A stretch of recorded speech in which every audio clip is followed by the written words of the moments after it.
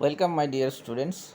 Today I will discuss ISR aptitude test paper 2024 में जो आज आंसर की निकला है। तो आंसर की में दिया है कि option A is the correct answer for all the questions in all the subjects. तो यहाँ पे जो आंसर की दिया है सभी आंसर ऑप्शन ए पे होगा। द फर्स्ट क्वेश्चन क्या था? What will be the sequence of RNA synthesized using the following DNA template strand. तो डायरेक्शन दिया है 5 प्राइम टू 3 प्राइम, लेकिन हम लोगों को पता है कि टेम्पलेट स्ट्रैंड का डायरेक्शन क्या होता है 3 to 5, और उसके ऊपर से कॉम्प्लीमेंट्री बेस पेयर एडिशन होता है बाय आरएनए पॉलीमरेज, जो कि है 5 प्राइम टू 3 प्राइम डायरेक्शन पे रन करता है। तो यहाँ पे पहले तुमको 3 प्राइम से देखना पड़ेगा। 3 प्राइम से शुरू करो। CTC है, देखो तो CTC का अपोजिट क्या होगा? GAG। तो GAG कहाँ पे है? फर्स्ट ऑप्शन पे ही देख लो। यहाँ पे एक्चुअल क्वेश्चन पेपर पे ये अलग ऑप्शन पे होगा शायद, लेकिन यहाँ पे जो ए पे दिया है देखो 5 प्राइम GAG, ये और किसी ऑप्शन पे नहीं है, तो यही आंसर होगा। नेक्स्ट क्वेश्चन नंबर 2, पेडिग्री दिया है। पैटर्न समझना पड़ेगा। देखो पहले पेरेंट जो है फीमेल मदर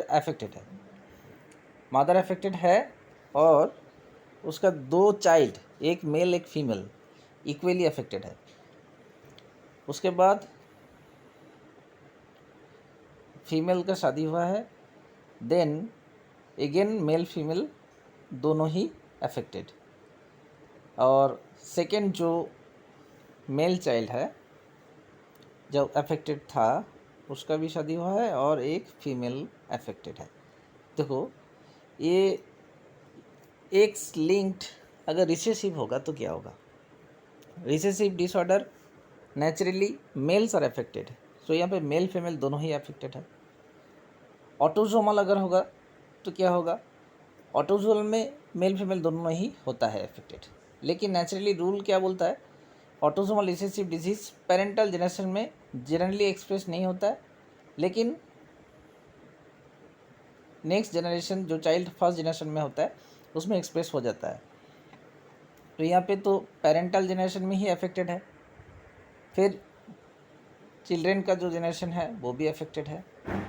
पैटर्न को देखो, मेल जो फर्स्ट जनरेशन में जो मेल है उसका जब शादी हुआ है तब उसकी बेटी का ये डिजीज़ हो गया। तो मतलब एक्स क्रोमोसोम पे अगर कोई भी डोमिनेंट जीन होगा तो वो फीमेल को तो जाएगा ही जाएगा, क्योंकि फादर से एक एक्स क्रोमोसोम डॉटर पे जाती है और एक एक्स क्रोमोसोम आ जाता है मदर्स का बॉडी से। तो ये जो हो गया डोमिनेंट डिजीज़ है, इसीलिए फीमेल यहाँ पे अफेक्टेड है, बाकी मेल अफेक्टेड नहीं है। अगर ये ऑटोसोमल होता तो मेल अफेक्टेड हो जाता। तो यही यहाँ से जो सेकेंड जो चाइल्ड मेल चाइल्ड है फर्स्ट जनरेशन में, उसका जो जनरेशन निकला है वहाँ पे ओनली डॉटर्स अफेक्टेड। इसी से तुमको पता चल जाएगा कि ये एक्स लिंक्ड डोमिनेंट डिजीज़ है। नेक्स्ट क्वेश्चन नंबर 3, ये इजी था। एलर्जी एक्सैगरेटेड रिस्पॉन्स होगा। P2 uremia. Option 4 malfunctioning of kidney which can lead to urea accumulation in the blood. So P2 and Q4, P2 Q4 एक ही option पे है जो होगा option A. Which of the following proteins play a direct role in muscle contraction? Insulin, myoglobin and trypsin muscle contraction के साथ कोई भी लेना देना नहीं है, तो ट्रोपोनिन ही होगा। ट्रोपोनिन का जो 3 पार्ट होता है वही मसल कॉन्ट्रैक्शन पे पार्टिसिपेट करता है। उसके बाद which of the following is not derived from epidermal cell layer in plants? देखो casparian strip from rice root. Rice क्या है? मोनोकॉट में कैस्परियन स्ट्रिप नहीं होता है। यही हो जाएगा आंसर। ये इजी था। क्वेश्चन नंबर 6, मियोसिस के बारे में कौन सा इनकरेक्ट ऑप्शन है? Which of the following statement about meiosis in sexually reproducing plants is incorrect? तो end products of meiosis two are haploid gametes. देखो एंड प्रोडक्ट ऑफ मियोसिस हम बोलते हैं हैप्लॉइड गैमेट, मियोसिस टू नहीं बोलते। और haploid gametes यहाँ पे एक गैमेट नहीं, मतलब मोर देन वन गैमेट बोल रहा है। लेकिन हम लोगों को पता है in angiosperm during megasporogenesis only single functional megaspore is generated from megaspore mother cell. तो यहाँ पे गैमेट्स तो हर चीज़ में नहीं होगा, फीमेल पे तो गैमेट्स नहीं होता है, फीमेल पे एक ही गैमेट होता है, एक मेगास्पोर मदर सेल से एक ही फंक्शनल मेगास्पोर होता है। अगर मेल हो जाएगा तो माइक्रोस्पोर मदर सेल और पोलन मदर सेल, वहाँ से 4 पोलन ग्रेन जेनरेट होता है, तो उसमें एप्लीकेबल है। लेकिन गैमेट्स फीमेल पे तो नहीं होता है, गैमेट एक ही गैमेट होता है। तो end product of meiosis two are haploid gametes, ये हम नहीं बोल सकते। नेक्स्ट क्वेश्चन, एक ग्राफ दिया है, क्या है? लाइट इंटेंसिटी के साथ रेट ऑफ फोटोसिंथेसिस, ये दिखाना पड़ेगा। ये देखो लाइट इंटेंसिटी एक्स एक्सिस में दिया है। ये जब if you increase that light intensity, photosynthesis rate will also increase, but up to certain extent, and then it will be static. You cannot increase the rate of photosynthesis up to a certain point, so it will be static after some time. So this the option A graph will be the right answer.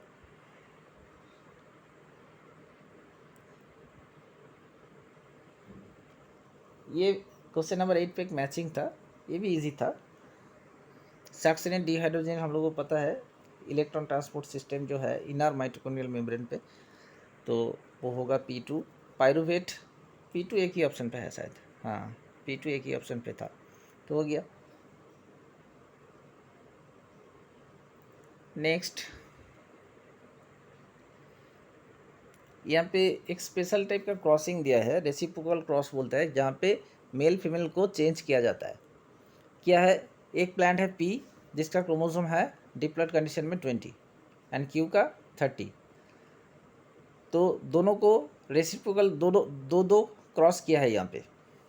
पहला वाला cross जो है P as a female and Q as a male, तो female होगा, P का chromosome number है 20। अब seed पे क्रोमोसोम नंबर कितना होगा वो कैलकुलेट करना पड़ेगा। सीड पे जो एम्ब्रॉय होता है, कैसे होता है एम्ब्रॉय फॉर्मेशन? डबल फर्टिलाइजेशन से होता है। डबल फर्टिलाइजेशन मतलब single male gamete single female gamete का फ्यूशन होता है। तो पी प्लांट का क्रोमोसोम नंबर गैमेट पे कितना होगा? पी प्लांट का 10 होगा और क्यू का 15 होगा। 10 + 15 मतलब 25 क्रोमोसोम आ जाएगा F1 सीट पे। और सेकेंड क्रॉस जो दिया है वहाँ पे देख लेते हैं एम्ब्रॉय में कितना होगा। प्लांट क्यू, उसका हैप्लॉइड कंडीशन मतलब 15 again, and plant P haploid मतलब 10, सो 15 + 10 एम्ब्रॉय पे हो जाएगा 25। बाकी एंडोस्पर्म में कैलकुलेट करो, देखो चेंज हो जाएगा। एंडोस्पर्म में क्या होगा? एंडोस्पर्म ट्रिप्लॉइड टिश्यू होता है, सो प्लांट पी पहला वाला जो क्रॉस है वहाँ पे पोलर सेल मतलब डिप्लॉयड होता है, तो डिप्लॉयड में कितना सारा क्रोमोसोम है? 20। प्लांट क्यू पे हैप्लॉइड मतलब 15, तो 20 + 15 35 हो गया एंडोस्पर्म पे। सेकेंड क्रॉस पे देखो, सेकेंड में प्लांट क्यू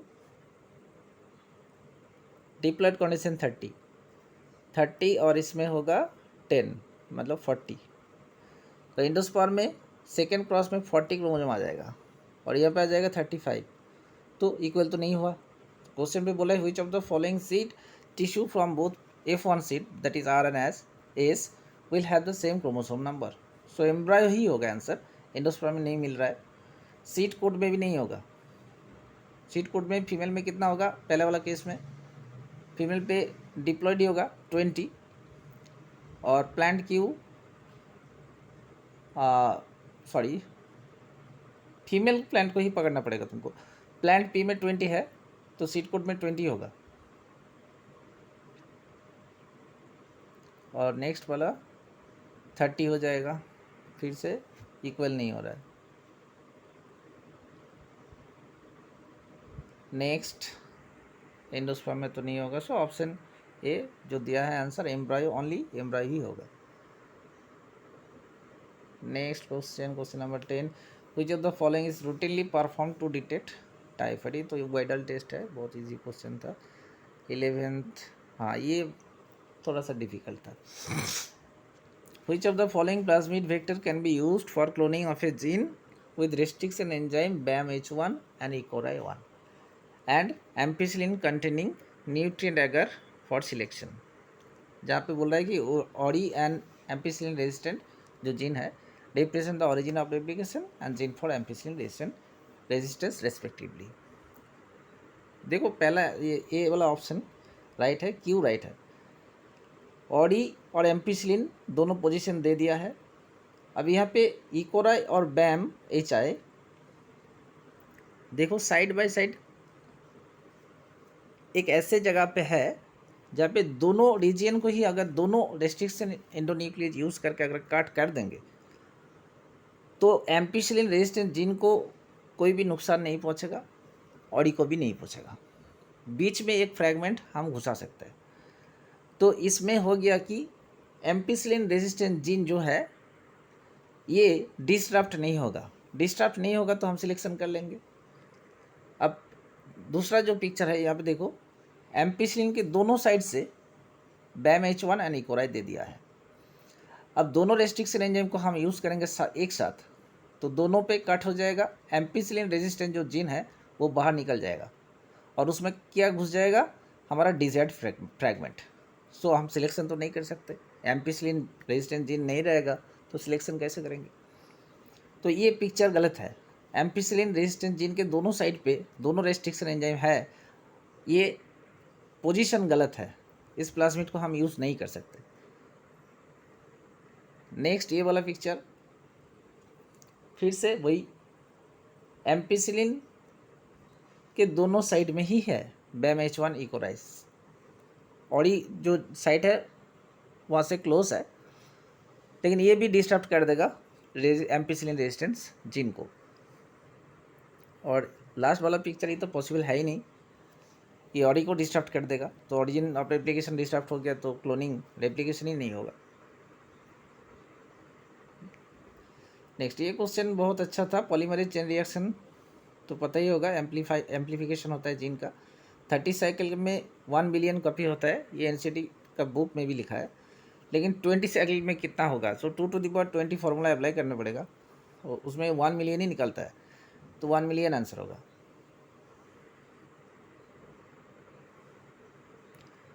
अब ये थोड़ा सा कैलकुलेशन था लेकिन इजी था क्वेश्चन। पॉपुलेशन साइज 400 है और कैरिंग कैपेसिटी है 500। फॉर्मूला क्या है, dN/dt का Rn into K minus N/K। सो R यहाँ पे दे दिया है 0.01, N तो हो गया 400, तो 0.01 इंटू 400, तो 4 आंसर हो गया वहाँ पे, और into K minus N, K minus N मतलब 100 हो जाएगा, बाई K मतलब 100/500 मतलब 1/5। ओके, सो 4/5 आंसर है। 4/5 मतलब 0.8, वही हो गया आंसर। अब यहाँ पे ये बहुत इजी था, करेक्ट स्टेटमेंट निकालना पड़ेगा। Hemichordate is not considered as a chordate subphylum, सबको पता है, क्योंकि इसमें नोटोकोड नहीं रहता है। नोटोकोड लाइक स्ट्रक्चर जो प्रोटोनोटोकोड है जिसको हम स्टोमोकोड बोलते हैं। हो गया ये, प्रीवियस और भी एक साल में आया था एसआर का क्वेश्चन पे, इसी था क्वेश्चन। यहाँ पे देखो, which of the following statement is correct about the oxygen dissociation curve relative to curve B. तो कर्व बी यहाँ पे नॉर्मल कर्व है, और ए लेफ्ट साइड शिफ्ट है और सी राइट साइड। तो लेफ्ट साइड शिफ्ट क्यों होता है? ऑक्सीजन का एफिनिटी टुवर्ड्स द हीमोग्लोबिन ज़्यादा होगा तभी होगा लेफ्ट साइड में शिफ्ट। और सी जो राइट साइड में शिफ्ट है वो कब होता है? जब एफिनिटी कम हो जाता है। देखो फर्स्ट ऑप्शन आंसर क्यों करेक्ट है। Curve A represent favourable oxygen association with haemoglobin at low H plus ion. Low H plus ion मतलब हाई pH। हम लोग को पता है हाई pH लंग्स पे होता है, लंग्स पे होता है, इसीलिए वहाँ पे ऑक्सीजन बाइंडिंग ज़्यादा होता है, फेवरेबल होता है। तो फेवरेबल मतलब कर्व लेफ्ट साइड में शिफ्ट हो जाएगा, यही आंसर हो जाएगा। ये भी इजी था, उतना डिफिकल्ट नहीं था। Thank you, best of luck.